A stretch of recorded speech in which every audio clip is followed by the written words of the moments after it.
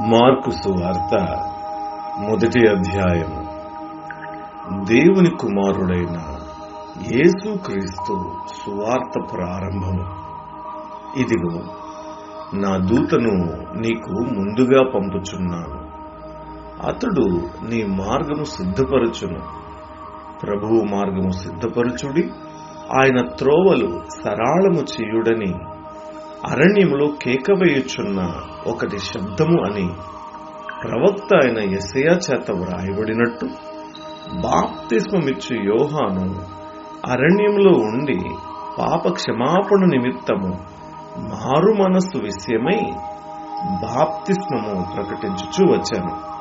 అంతటా యూదయ దేశస్థులందరూ యెరూషలేము వారందరూ బయలుదేరి అతని యొద్దకు వచ్చి తమ పాపములను ఒప్పుకొనుచు యొర్దాను నదిలో అతని చేత బాప్తిస్మము పొందుచుండిరి. యోహాను ఒంటె రోమముల వస్త్రమును మొల చుట్టూ తోలిదట్టియు ధరించుకొనువాడు. అడవి తేనెను మిడుతులను తినువాడు.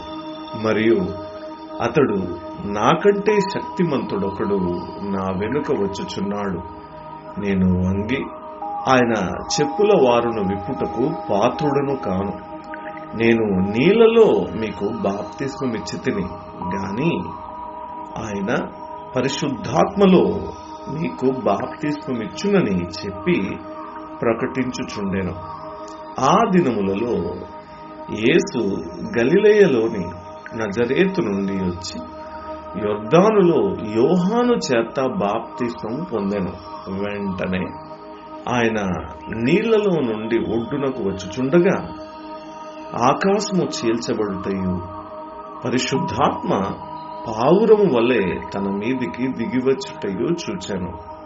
మరియు నీవు నా ప్రియకుమారుడవు, నీ యందు నేను ఆనందించుచున్నానని ఒక శబ్దము ఆకాశము నుండి వచ్చాను. వెంటనే పరిశుద్ధాత్మ ఆయనను అరణ్యంలోనికి తోసుకుని పోయెను. ఆయన సాతాను చేత శోధింపబడుచు అరణ్యములో 40 దినములు అడవి మృగములతో కూడా నుండెను. మరియు దేవదూతలు ఆయనకు పరిచర్య చేయుచుండిరి.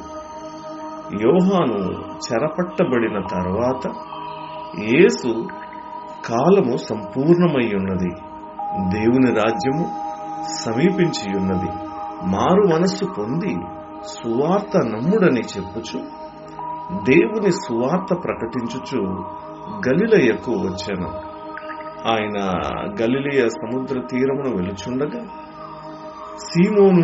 సీమోను సహోదరుడు ఆంద్రేయు సముద్రములో వలవేయుట చూచెను.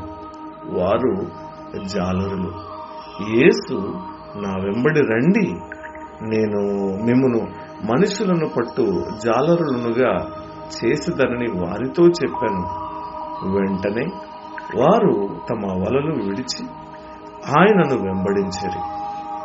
ఆయన ఇంకా కొంత దూరము వెళ్లి జెబెదయి కుమారుడగు యాకోబును అతని సహోదరుడగు యోహానును చూచెను. వారు దోణిలో ఉండి తమ వలలు బాగు చేసి కొనుచుండిరి. వెంటనే ఆయన వారిని పిలువగా వారు తమ తండ్రి అయిన జెబెదయిని దోణిలో జీతగాండ్ర యొద్ద విడిచిపెట్టి ఆయనను వెంబడించిరి. అంతటా వారు కపెర్నహూములోనికి వెళ్ళిరి. వెంటనే ఆయన విశ్రాంతి దినమున సమాజ మందిరములోనికి పోయి బోధించాను. ఆయన శాస్త్రుల వలె గాక అధికారము గలవాని వలె వారికి బోధించాను గనుక వారు ఆయన బోధకు ఆశ్చర్యపడిరి. ఆ సమయమున వారి సమాజ మందిరములో అపవిత్రాత్మ పట్టిన మనుష్యుడొకడుండెను. వాడు, నజరేయుడగు యేసు, మాతో నీకేమి? మమ్ము నశింపజేయుటకు వచ్చితివా? నీవెవడవో నాకు తెలియను, నీవు దేవుని పరిశుద్ధుడవు అని కేకలు వేశాను.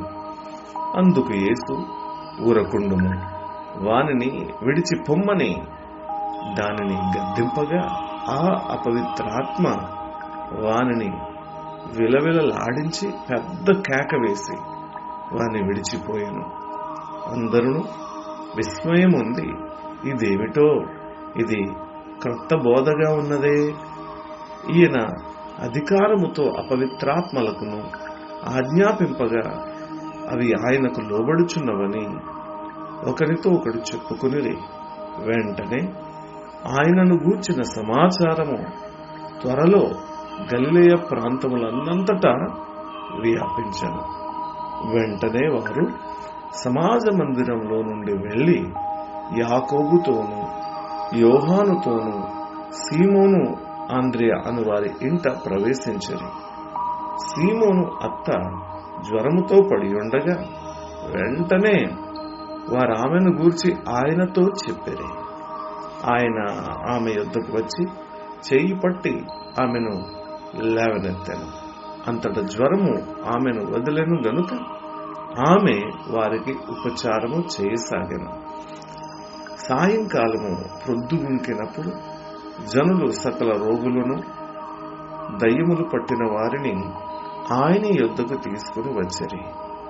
పట్టణమంతయు ఆ ఇంటి వాకిట కూడి ఉండెను. ఆయన నానావిధ రోగముల చేత పీడింపబడిన అనేకులను స్వస్థపరిచి అనేకమైన దయ్యములను వెళ్ళగొట్టాను. అవి తన్ను ఎరిగియుండినందున ఆయన ఆ దయ్యములను మాటలాడనీయలేదు. ఆయన పెందల కడనే లేచి ఇంకనూ చాలా చీకటి ఉండగానే బయలుదేరి అరణ్య ప్రదేశమునకు వెళ్లి అక్కడ ప్రార్థన చేయుచుండెను.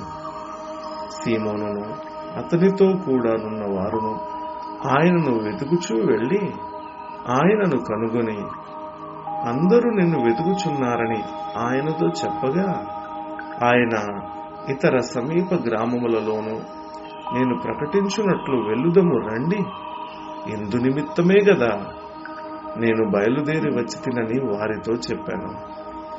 ఆయన గలిలయ యందంతటా వారి సమాజ మందిరములలో ప్రకటించుచు దయ్యములను వెళ్ళగొట్టుచూ ఉండెను. ఒక కుష్ఠరోగి ఆయన యొద్దకు వచ్చి ఆయన ఎదుట మోకాళ్ళుని, నీకిష్టమైతే నన్ను శుద్ధునిగా చేయగలవని ఆయనతో చెప్పి ఆయనను వేడుకొనగా, ఆయన కనికరపడి చెయ్యి చాపి వానిని ముట్టి, నాకిష్టమే, నీవు శుద్ధుడవు కమ్మని వానితో చెప్పాను. వెంటనే కుష్ఠరోగము వానిని విడిచెను గనుక వాడు శుద్ధుడాయను.